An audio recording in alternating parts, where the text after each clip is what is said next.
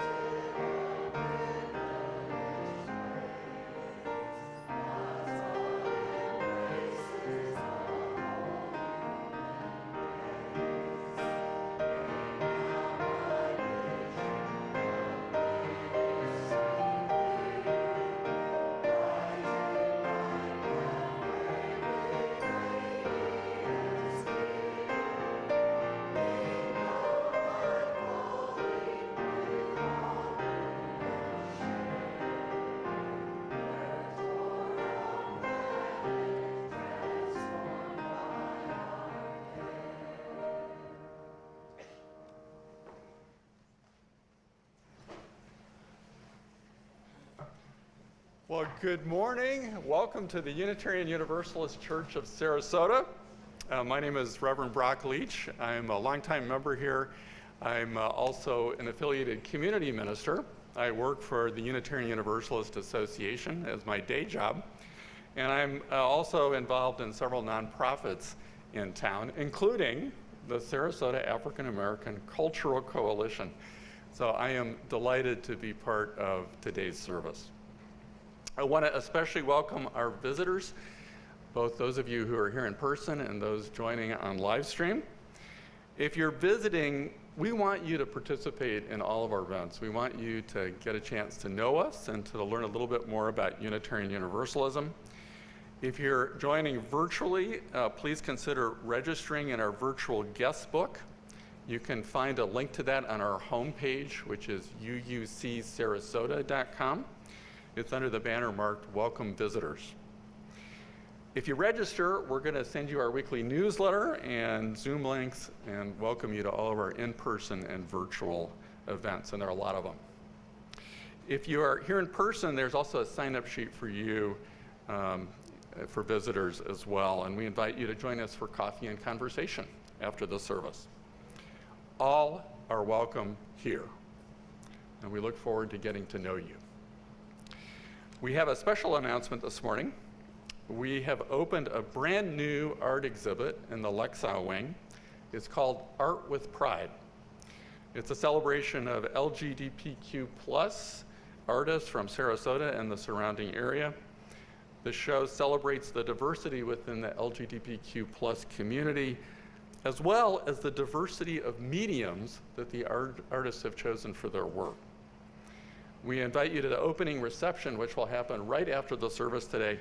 There's also going to be an evening reception on Friday, June 9th from 5 to 7 p.m. So please take a chance to go see that. Now is the time to honor folks who are being disrespected in Florida and other places around the country. Please celebrate their work and visit the exhibit. And now it's a real pleasure to introduce our special guests for today's service. We have three of them. And first I want to welcome Tyrell Butler. Tyrell,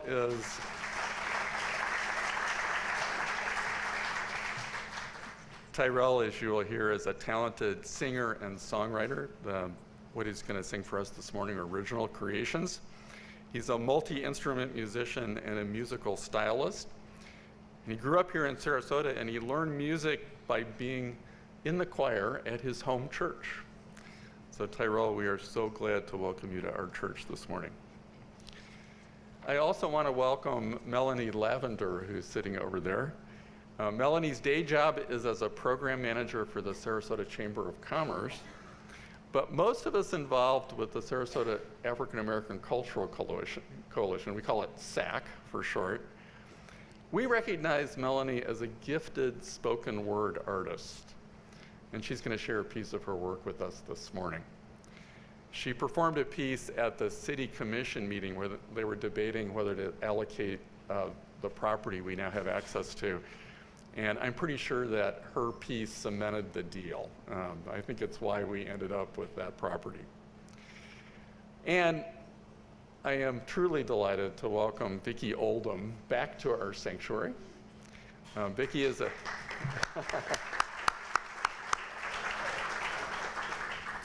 Vickie is a native of Sarasota. She grew up in Newtown.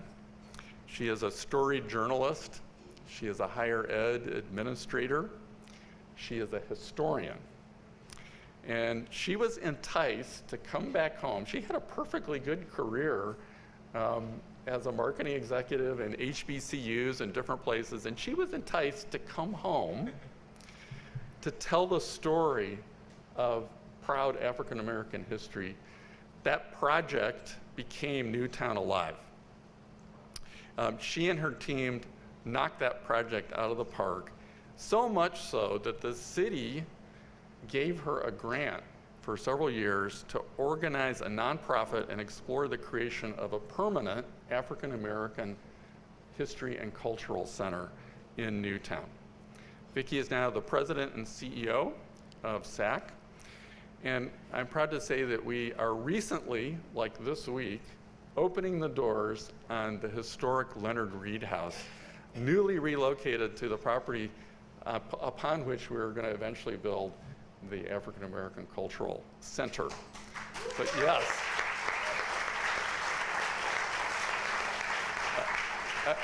I can say with certainty that this would not be happening were it not for Vickie Oldham. The rest of us are just hangers-on. I am lucky enough to be on the board of SAC and to call myself a FOV, a friend of Vickie. So we are so grateful for you. So now let's welcome Tyrell, who will be performing his song Together.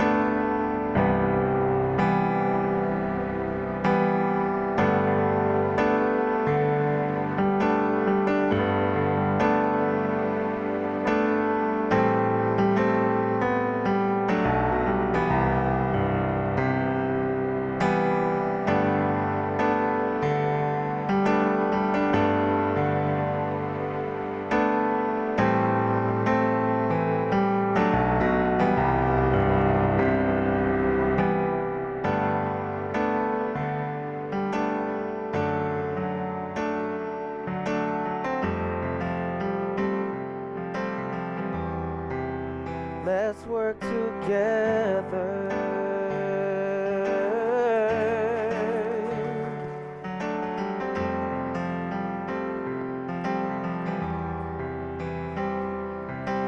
There is no limit for the love we give.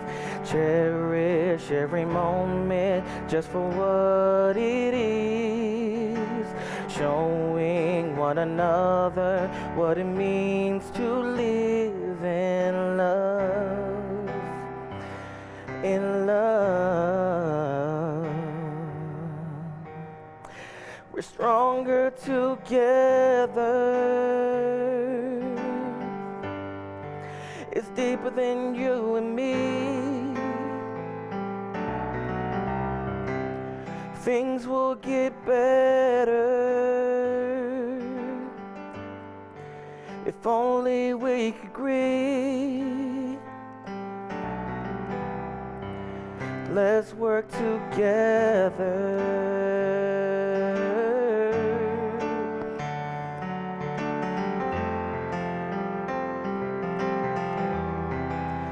Let's work together. Oh yeah. Let's work together.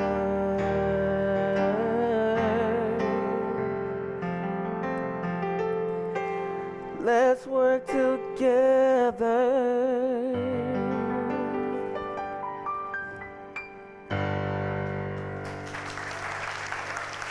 Thank you.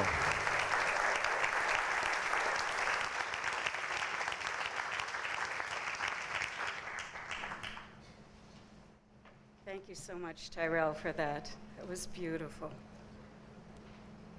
Greetings, everyone. Excuse me. I'm Nina Tortelli. I'm on your board of trustees and a member of this congregation's Racial Justice Coordinating Team. We are now hosting a discussion series on the proposed eighth principle, as you see behind me. Core to the eighth principle is building a beloved community by our actions. One of my favorite quotes is from UU Reverend Alicia Ford. Excuse me. She writes, "Seeing the humanity and divinity in another, honoring their cultures, identities, stories, and deeply held truths is how we embody our faith and build the beloved community."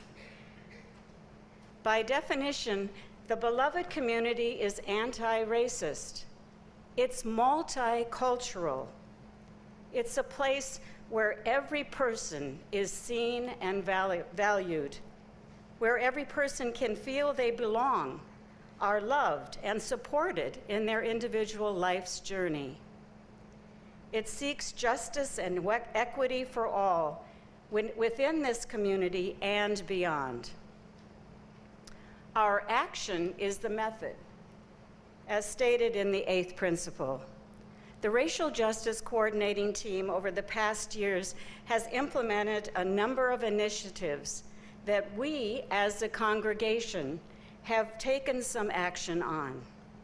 If you are interested in learning more about these initiatives and how you might get involved, come to the Racial Justice Action Team meeting this Wednesday at 6:30 in the Lexau room. It's also on Zoom. There's lots of us to do, there's lots for us to do, and you are needed. Community justice making is transformative.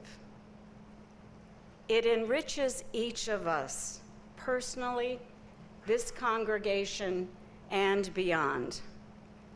Community partnerships transform our world for the better.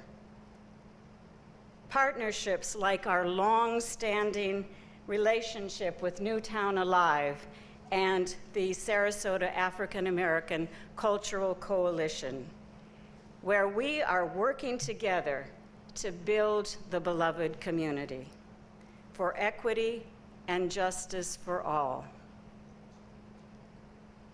Now, as we light our chalice, join me in saying the words of affirmation, which are printed in your order of service and displayed on the screen behind me.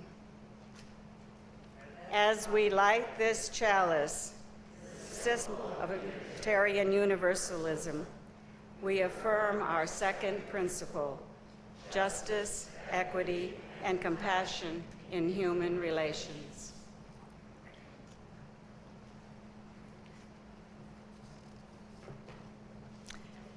I want to thank AJ for lighting our chalice today on his 9th birthday. Oh, to be 9 again, but then maybe not. The teen years are still coming. So today's story is Amazing Grace by Mary Hoffman and pictures by Carolyn Bench.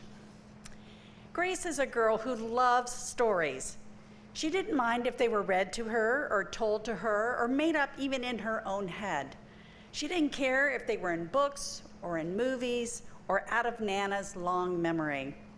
And after she heard them, and sometimes when they were still going on, Grace would act out all the parts, and of course she would give herself the most exciting part. She went into battle as Joan of Arc and wove a wicked web as Anansi, the spider. She sailed the 7 seas with a peg leg and a parrot, or was Hiawatha sitting by the shining big sea water, or Mowgli in the backyard jungle. So one day, Grace's teacher said that they would do the play Peter Pan, and of course, Grace knew who she wanted to be. When she raised her hand, Raj said, "You can't be Peter, that's a boy's name." But Grace kept her hand up. "You can't be Peter," whispered Natalie. "He isn't black." But Grace kept her hand up. "All right," said the teacher. "It seems like a lot of you would like to be Peter Pan, so we'll hold auditions next week. I will give you some words to learn." So when Grace got home, she seemed sad. So her mother asked, "What's the matter?" Raj said, "I can't be Peter Pan because I'm a girl." "Well, that just shows you what Raj knows," said Mama. "Our girl can be Peter Pan if she wants to." So that cheered Grace up, but later she remembered something else. "Natalie says I can't be Peter Pan because I'm black." Ma looked angry, but before she could speak, Nana said, "Well, you know what? Seems like Natalie is another one who don't know nothing." "You could be anything you want, Grace, if you put your mind to it." So on Saturday, Nana told Grace that they were going to take a bus and train into town. Nana took Grace to a grand theater, and the sign outside read, "Rosalie Wilkins and Romeo and Juliet." "Are we going to the ballet, Nana?" asked Grace. "We are, honey, but first I want you to look at this picture." Grace looked up and saw a beautiful young ballerina in a tutu. "That one is little Rosalie from back home in Trinidad," said Nana. "Her granny and me, well, we grew up together on the island, and she's always asking me if I want tickets to see her Rosalie dance, so this time I said yes." Well, after the ballet, Grace played the part of Juliet, dancing around her room in her imaginary tutu. "I can be anything I want," she thought. So on Monday, the class met for auditions to choose who was best for each part. And when it was Grace's turn to be Peter, she knew exactly what to do and all the words to say, because she had been Peter Pan all weekend long. She took a deep breath and imagined herself flying. When it was time to vote, the class chose Raj to be Captain Hook and Natalie to be Wendy. And there was no doubt who would be Peter Pan. Everyone voted for Grace. "You were fantastic," whispered Natalie. The play was a big success, and Grace was an amazing Peter Pan. And after it was all over, Grace said, "I feel as if I could fly all the way home." "You probably could," said Ma. "Yes," said Nana. "If Grace puts her mind to it, she can do anything she wants." So, while this story was written over 30 years ago, our society today still looks at and labels people and pigeonholes them into this or that, with certain expectations, without thinking of all the possibilities and capabilities of what a person could be or even is. I'm reminded that seeing others like yourself participating in and achieving in your field of dreams is so affirming, as I imagine Grace felt seeing Rosalie Wilkins, a ballerina of color, was for her. And I honor Grace and all of those who, with dogged determination, do not let those labels or expectations keep them from sharing and using their talents to make a better world for all of us. So, imagine a world where instead of limitations, each of us is held up as an individual with talents to give, ideas to share, and with care in their heart. What a difference it would make. So now I'm going to invite our younger UUs to join me in the West Wing before we head to the playground for our end of the school year Welcome to Summer Water Party. Thank you.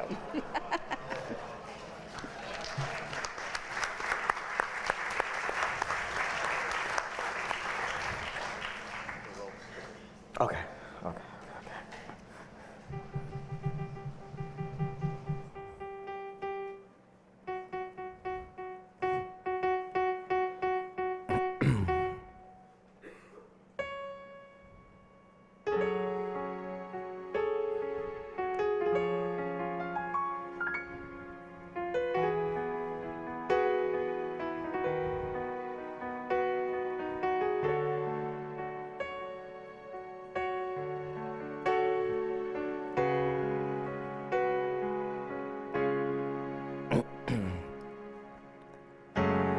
I know sometimes you feel alone,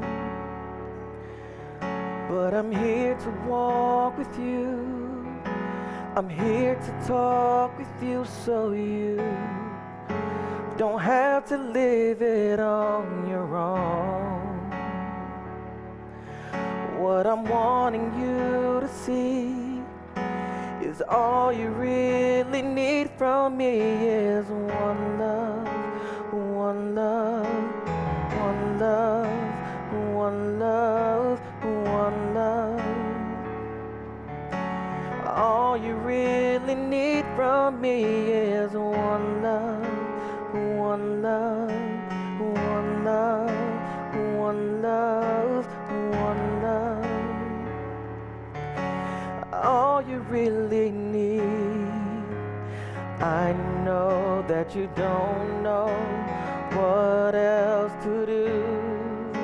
Just hold on and be strong, 'cause I am here for you. I know that you don't know what else to do. Just hold on and be strong. I am here for you. All you need from me is one love, one love, one love, one love, one love.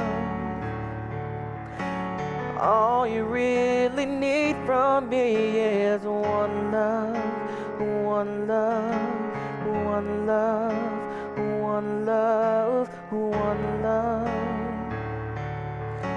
All you really need.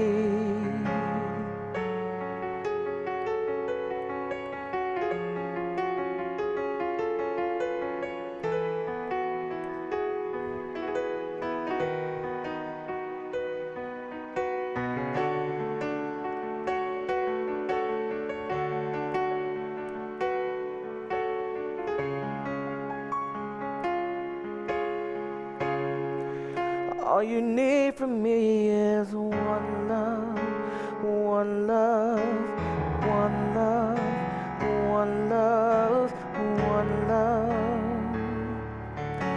All you really need from me is one love, one love, one love, one love, one love. All you really need from me is one love. All right, thank you.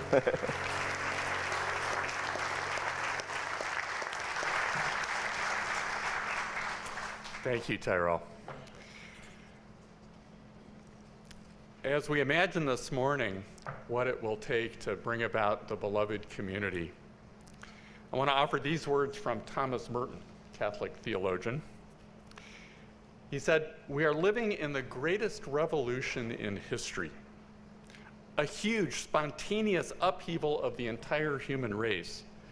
Not a revolution planned and carried out by any particular party or race or nation, but a deep, elemental boiling over of all the inner contradictions that have ever been.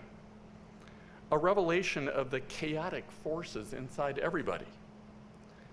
This is not something we have chosen, nor is it something we are free to avoid." So I'll invite you into a moment of reflection, thinking about how we are to respond to the moment we find ourselves in.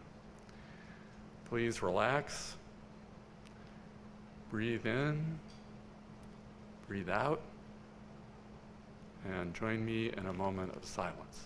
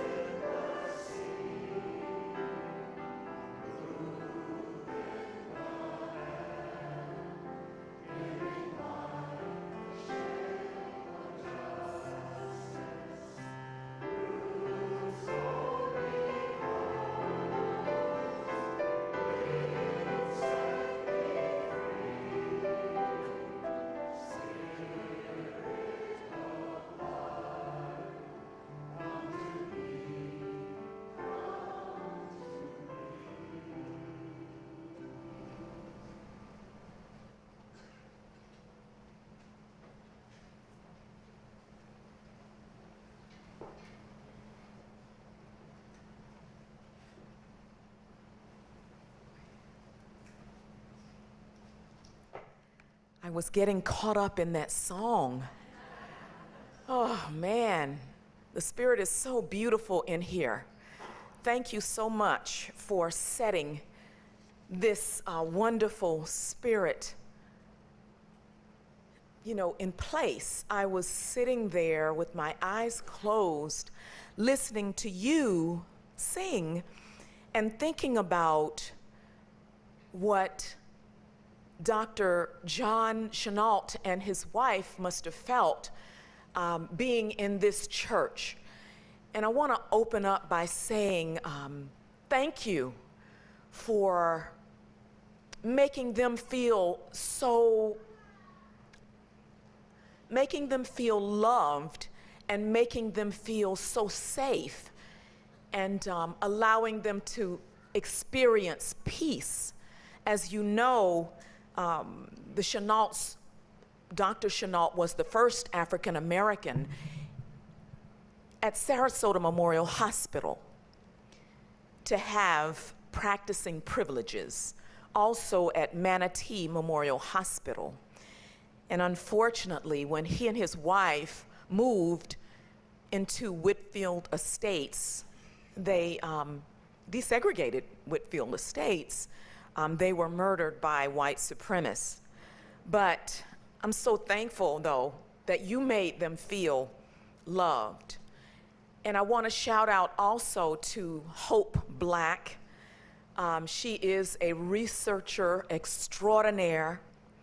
Quick story, Brian Stevenson, the founder of the Equal Justice Initiative, he came here to Sarasota and he spoke at Michael's on East to a group of lawyers, and he brought up the fact that he was opening a museum that honored lynching victims. It was history that I had not read about and had not known about here in the Sarasota, Bradenton area.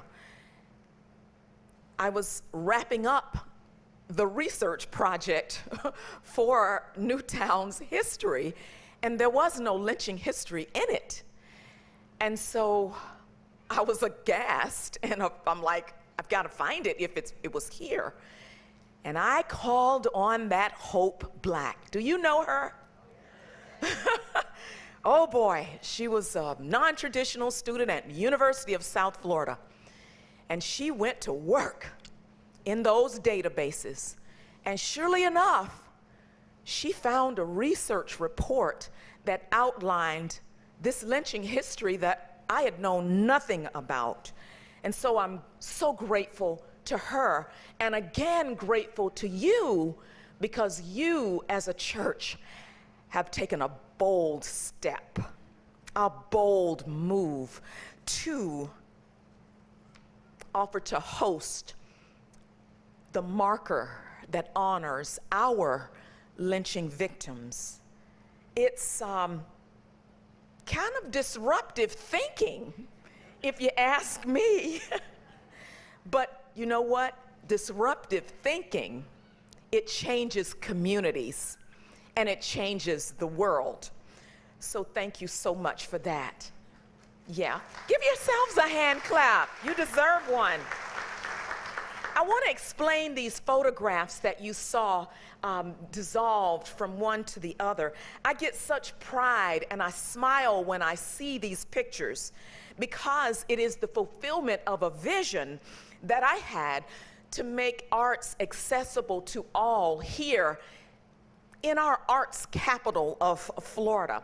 I co-wrote with Judge Charles Williams an editorial about making arts available to all. I myself had experienced the arts here in Sarasota and loved it, and I was a journalist, and so I had access. I had a press pass. I could enjoy concerts, performances, the theater, but too often I didn't see Newtown residents there in the audience. And so I wrote this op-ed, and I'm going to share just a smidget, a segment of it. Here's one reason, and it was written April 16, 2018, if you want to pull it. Here's one reason a public space is needed in Newtown. Recently, a small group met at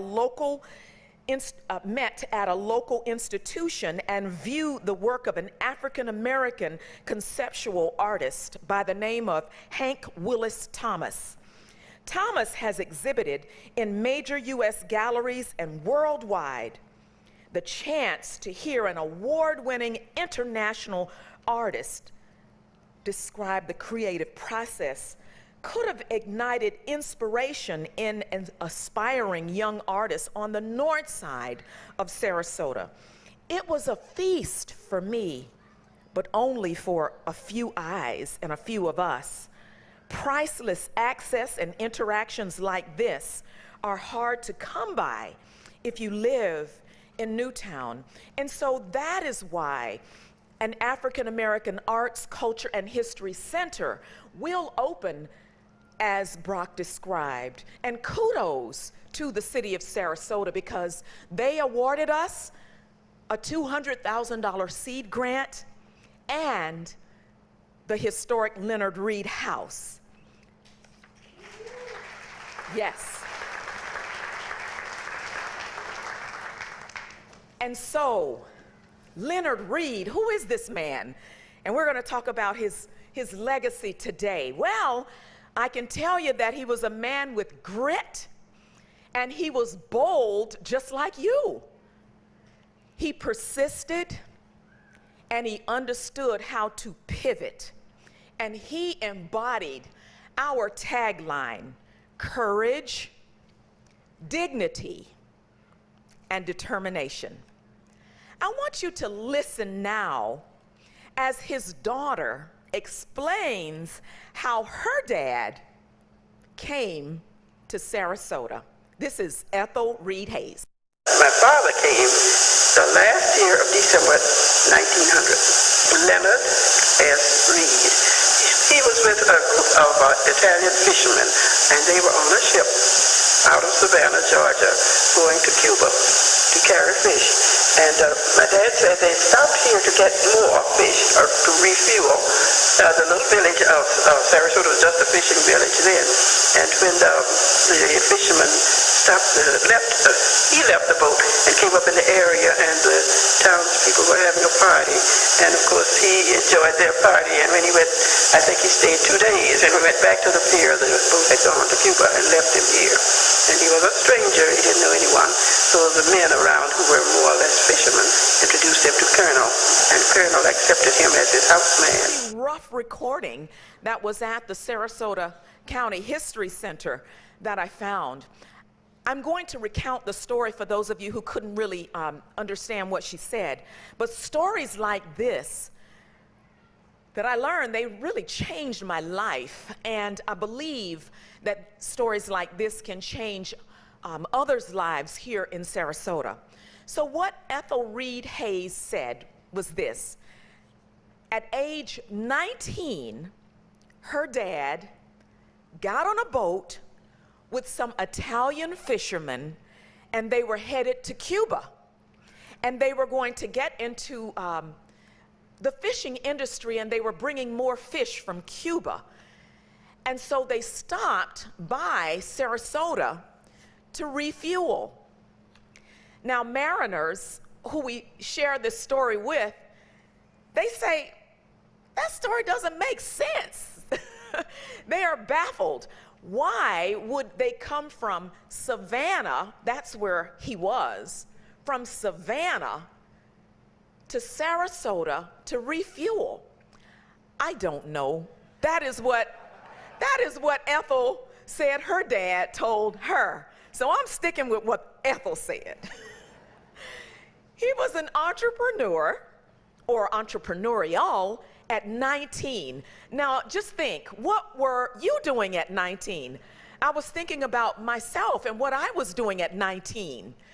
Oh, I was at the University of Florida trying to figure out how I was going to make it to my early morning class on time, and a lot of times I didn't.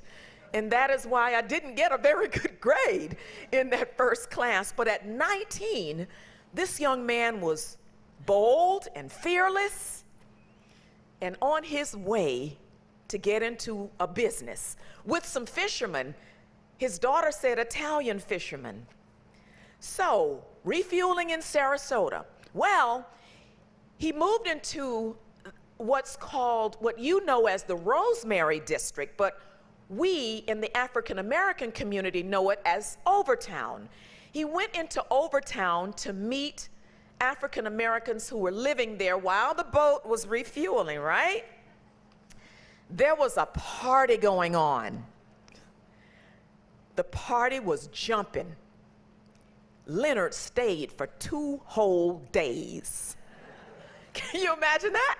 2 days. Well, of course the boat left him. He got left. So he was stuck here in Sarasota. What do you do? You know, he was a very, very smart man, valedictorian of Savannah Normal School, where he was matriculating. It's now called Savannah State University. What do you do when you're stuck in a place where you know no one? you pivot, you transition. When life throws you curveballs, you pivot. He changed courses. He did odd jobs, even though he was intelligent and academic. He did odd jobs for people, and he stood out. He stood out, so much so that the people introduced him to a leader by the name of Colonel John Gillespie. You might know him. He became one of the first mayors of Sarasota. He was that Scottish man who ran Florida Investment and Mortgage Company, and they recruited a lot of Scots to come here to buy property in Sarasota. But when this Colonel Gillespie, oh, by the way, he wasn't a colonel, but the people respected him because he was a leader and carried himself like an officer. So they called him a colonel. When Gillespie met Leonard, he hired him. He hired him because he stood out in his mind too, as a charming intellectual. He hired Leonard to run his house. He trusted Leonard to run this house. It was called, the house had a name. It was called Roseburn, and it was on Morrill Street. Do you know where Morrill is? It's near the main post office here in Sarasota. And Leonard, the man, do you see Leonard? He's pictured there in front of the house. This is a 1906 photograph. Leonard is standing there with a garden hose. The colonel is standing in front of the house, and on the steps is the colonel's wife, his second wife. What was her name? Blanche. But anyway, besides running this house, Leonard became more than that. He became a coachman, because this was the days of horse and buggy in Sarasota. Hard to believe, right? But yes, this was the way to get around from point A to point B. So there, in these iconic photographs, Leonard is leading this horse and buggy with Blanche and the family dog, Tiny, and wife and the colonel's daughter.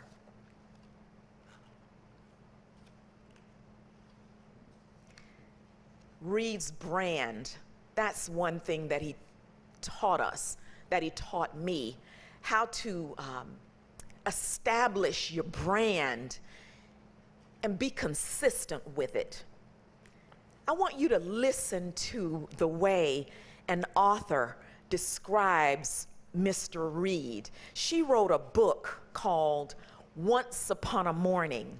Her name is Neil Chapline, and she grew up in Sarasota when the population was less than 1,000, if you can imagine that. She wrote radio shows and plays and newspaper articles, and she describes Leonard this way. And I'm going to try to get this southern voice like I think she might have said it. The colonel took Leonard into his home, and Leonard became a constant companion, intelligent, ambitious, with an inward pride that matched the colonel's own.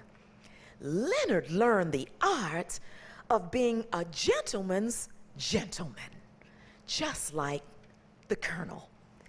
And right there, I'm going to take a break and let Melanie share her spoken word with you.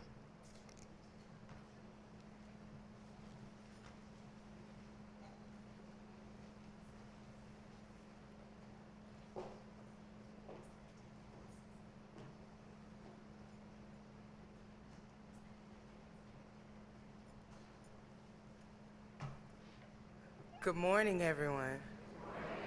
I am Melanie Lavender, spoken word artist, but I'm also a follower of Christ. So can we just say thank you, Lord, this morning?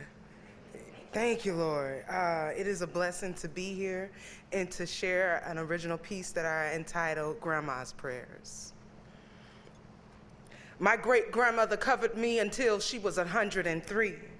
My grandma's prayers covered me and my seed.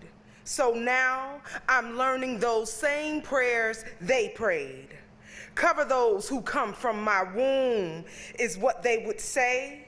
My grandmother prayed for me and her grandma prayed for her. So who's left praying for our kids? 'Cause grandma's not praying anymore is what I thought. But boy, was I wrong. They were not calling on other gods, because one late night I walked into my mother's house and I could hear her crying out to the Lord. Cover those who come from my womb, I heard her say. As I stood by her door quietly, listening, I could hear the moans and cries of the other mothers talking to the Lord. They were covering their kids' singing those old prayers their grandmothers did. My grandmother didn't have a college degree, but what she did have was praying hands and a worshiper's heart. Those ladies knew how to call out for those who were in need. So these past months, I have been studying and remembering the prayers of my grandmother. Leela would say, now, Lord, we need you, Father, to deliver us today, and then sing that same line 2 times to chase the devil away.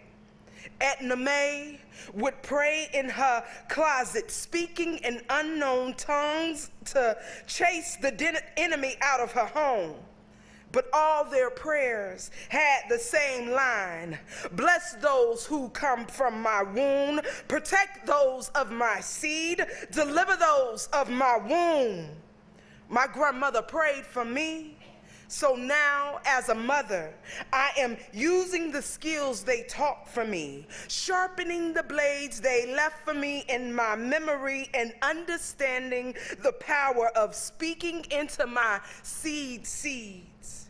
'Cause those women were real deal warriors, spiritual beasts that walked the physical streets, that would cover generations to come just by speaking into their seeds.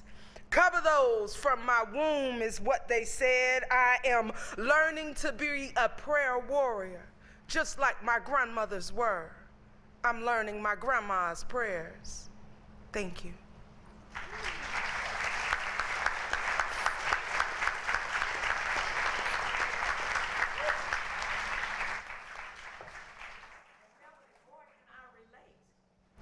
I can relate. Oh, it's time for a song?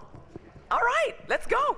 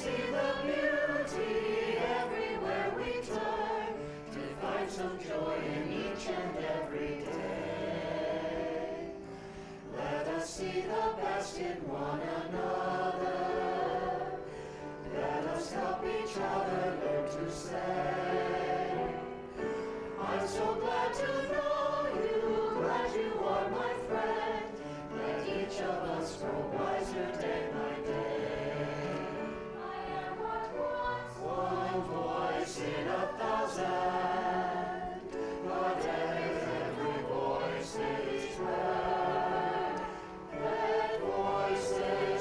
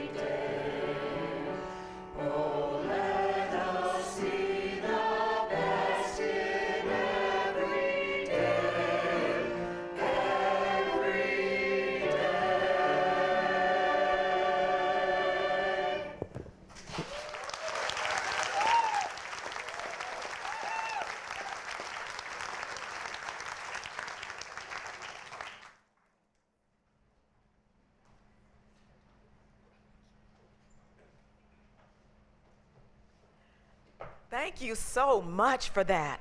And thank you, Melanie. My grandmother played such an important role in my own life. Oh my God, grandmothers, those black mothers and white grandmothers, yes. So let me pick up that Reid story. He was a family man. Did I tell you that he met a woman at the Gillespie house? Yeah, there was a woman there by the name of Eddie Coleman. That's her. The Gillespies had taken her into their home because her mom had passed away. Reid laid eyes on that beautiful woman, and he married her. He built a home in 1926 and moved out of the Gillespie home, and he had 4 children. Ethel, that's Ethel, a young Ethel, Viola, Rayfield, and James.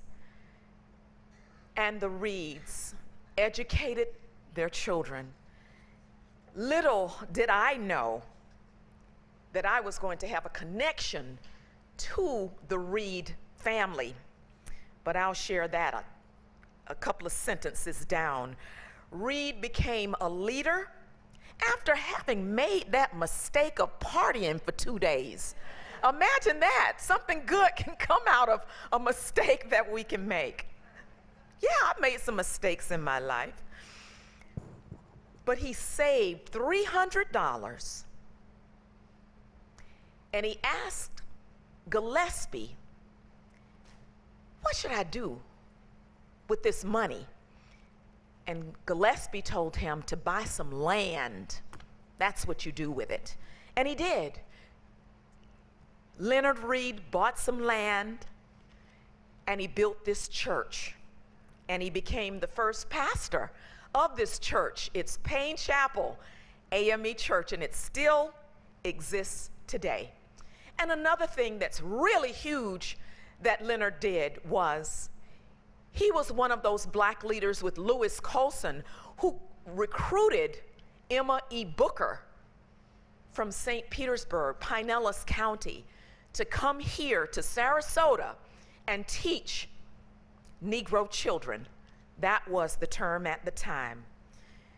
And so, again, how grateful we are for the legacy of Leonard Reid. So about those daughters, they were educated at Florida A&M University, and they came back here to Sarasota and taught in the district schools until they retired from those schools, and then they taught generations of black children at the Newtown Day Nursery that was later named the Helen Payne Day Nursery, that is now run by Children First, and Brock is on the board of Children First. But I'm a student of those Reid girls. I really didn't know their connection to Leonard Reid. Do you know I attended that Helen Payne Day Nursery as a 5-year-old, a 4 and 5-year-old? Ethel, the lady that you heard through that broken recording, she taught me my ABCs. She taught me how to count. I remember being, on the floor, on the mats with the other children, listening to her say, 1, say 1 after me. 1, 2, say 2 after me. It was a call and response. Yes, the Reid girls and her sister Viola would prepare lunch for us kids. And we would have lunch, and then she would put us down for a nap at that day nursery. I only learned this in documenting the history of the African American community. I had no idea about Leonard Reid. Charming were his girls, polished, educated. The Reids loved us in that Helen R. Payne Day Nursery. They really did. And I learned in documenting this history that they would hand out books from their house when it was located in that Overtown area. And oh, by the way, there was a parrot on that porch. It's closed in now, but it was a screen porch. And so after handing out the books, the kids would see this parrot on the porch. And when those kids thought they would steal mangoes from the yard outside, the parrot would put up quite a fuss. Yes, and so the kids learned, come to the Reid house door, knock, go in, have a nice, polite conversation with Ethel and her sister Viola. This was long after their parents had died, and ask them for mangoes. Yes, these are the stories that we're hearing, and these are the stories that we'll share in that house built by Leonard Reid in 1926. We'll teach children in Newtown and throughout Sarasota, anybody who comes to that house, we'll teach them that, did you have a lapse in judgment at one time in your life? Did you make a mistake at one time in your life and party too long? You can get back on track. Leonard teaches us that. Do you have a plan and it didn't work out quite the way you thought it would? That's my testimony. I had a plan. I was planning to be an anchor. Didn't quite work out that way. And then I was planning to stay in Georgia to work on my retirement so that I could live a very, very comfortable life like most of you all are doing here in Sarasota. But my plan just didn't work out that way. I came home one holiday weekend to just relax because I was majorly burned out, and some of the people from Newtown asked, Vickie, are you here to stay? And I said, not really, I don't think so. After 3 of them asked me that and said, the city of Sarasota is looking for a consultant, and I think that you ought to submit a proposal to document the history of the Black community here in Sarasota. I did that. Lo and behold, the city committee chose my proposal, and I was off and running with documenting the history of this community that I grew up in and that I love so much. Did you know this? That there are about 799 historic structures in that Newtown community. So it may very well be and have the largest historic district in the state of Florida. Yes, there is a team that's crunching the numbers right now, and they are working on submitting a proposal for Newtown to be on the National Register as an historic district. Yes.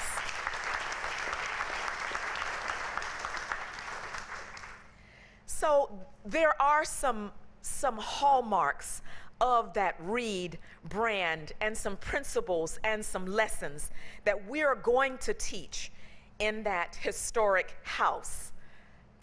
It is so fitting that we begin in the Reid house. We're going to love kids in that house just like they did for neighborhood kids in Overtown. We're going to hand out books. We're going to teach them about pivoting when you make a mistake. That Reid house is going to be a place where diverse people come together, and communication is going to be torn down along with barriers that separate us as people, and important connections are going to be made there. And this house is going to add a vibrance to this Newtown community, and it is going to transform some lives. The Reid family, they're all buried in the Woodlawn Cemetery. I bet you don't know where that is. It's behind where the International House of Pancakes was located. It's not that building anymore. Somebody is building something else there. But there is an historic cemetery behind that place. And the Reids are buried there in a row. The mom, the dad, Rayfield, James, Viola, and Ethel. We honor them today for their legacy. Amen.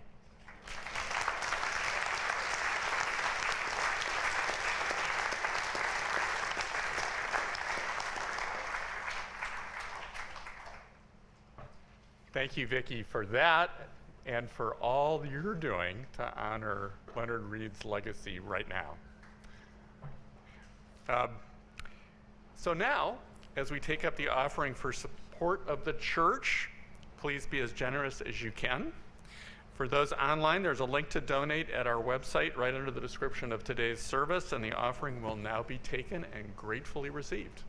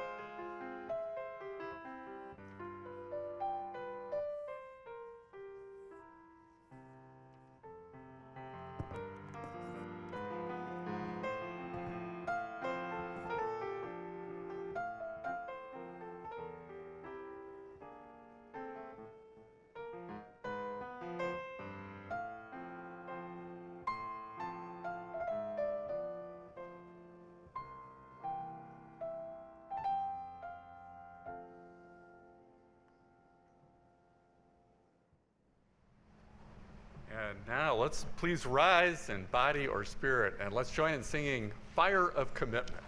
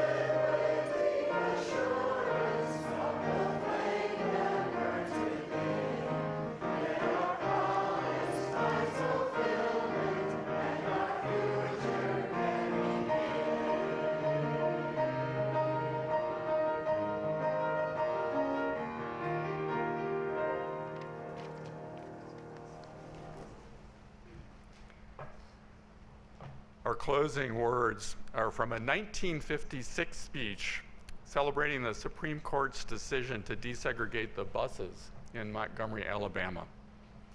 Dr. King said, "The end is reconciliation. The end is redemption. The end is the creation of the beloved community. It is this type of spirit and this type of love that can transform opponents into friends. It is this type of understanding goodwill that will transform the deep gloom of the old age into the exuberant gladness of the new age. It is this love which will bring about miracles in the hearts of human beings." May it be so. And now please join me as we close out our service together by extinguishing the chalice.